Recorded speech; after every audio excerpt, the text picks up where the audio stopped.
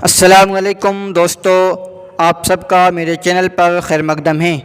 آج ہم بات کریں گے ایک ایسے مجاہد کی جس نے کبھی بھی شکست کا منہ نہیں دیکھا، اور وہ مجاہد کوئی اور نہیں بلکہ حضرت خالد بن ولید رضی اللہ تعالیٰ عنہ ہیں۔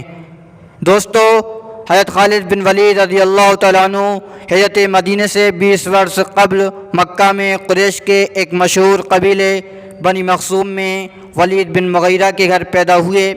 دوستو، حضرت خالد بن ولید رضی اللہ تعالیٰ عنہ بچپن سے ہی ذہین، نڈر اور بہادر تھے۔ گھڑ سواری، تیر اندازی، تلوار کے کرتب اور نیزہ بازی میں کمال حاصل تھا، یعنی کہ آپ فطرت جنگی قابلیت کے مالک تھے۔ بہادری اور جانبازی میں آپ اپنی مثال آپ تھے۔ دوستو، آپ فتح مکہ سے پہلے اسلام لے آئے تھے، یعنی کہ 8 ہجری میں اسلام قبول کیا۔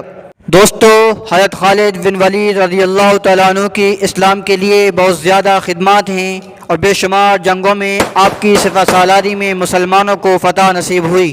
دوستو، حضرت خالد بن ولید رضی اللہ تعالیٰ عنہ نے 100 سے اوپر جنگیں لڑیں اسلام کی سربلندی کے لیے، اور وقت کی 2 بڑی طاقتیں روم، فارس کو شکست فاس دی۔ آپ کا لقب سیف اللہ تھا، جو حضرت محمد صلی اللہ علیہ وسلم نے انہیں دیا، یعنی کہ اللہ کی تلوار۔ اس حوالے سے ایک مشہور قصہ بھی ہے۔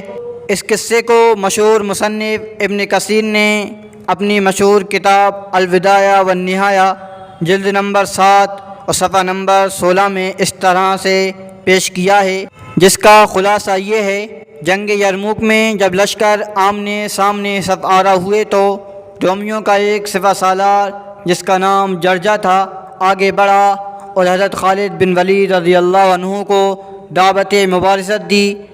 جب دونوں شخص تم اللہ کی تلواروں میں سے ایک تلوار ہو جس کو اللہ نے مشرکین پر سونت رکھا ہے، اسی وجہ سے میرا لقب سیف اللہ پڑ گیا۔ جرجا نے کہا، تم کس بات کی دعوت دینے نکلے ہو؟ حضرت خالد بن ولید رضی اللہ تعالیٰ عنہ نے کہا، ہم اللہ اور اس کے رسول پر ایمان لانے کی دعوت دیتے ہیں۔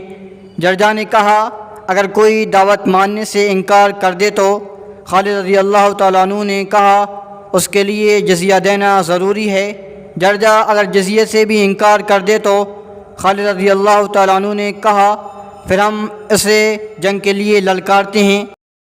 دوستو، حضرت خالد بن ولید رضی اللہ تعالیٰ عنہ نے بہت ہی پیارا جواب دیا۔ فرمایا، ہم میں سب کا ایک ہی درجہ ہے، امیر غریب سب ایک ہی صف میں کھڑے ہوتے ہیں۔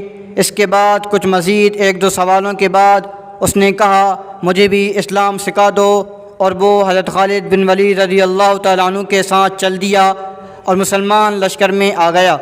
حضرت خالد نے اس کو اسلام کی بنیادی باتیں بتائیں، اور اس نے اسلام قبول کرنے کے بعد حضرت خالد رضی اللہ تعالیٰ عنہ کے ساتھ 2 رکعت نماز ادا کی، اور مسلمان لشکر میں شامل ہو کر خوب بہادری سے جنگ لڑی، اور اسی جنگ میں زخمی ہو کر شہید ہو گیا۔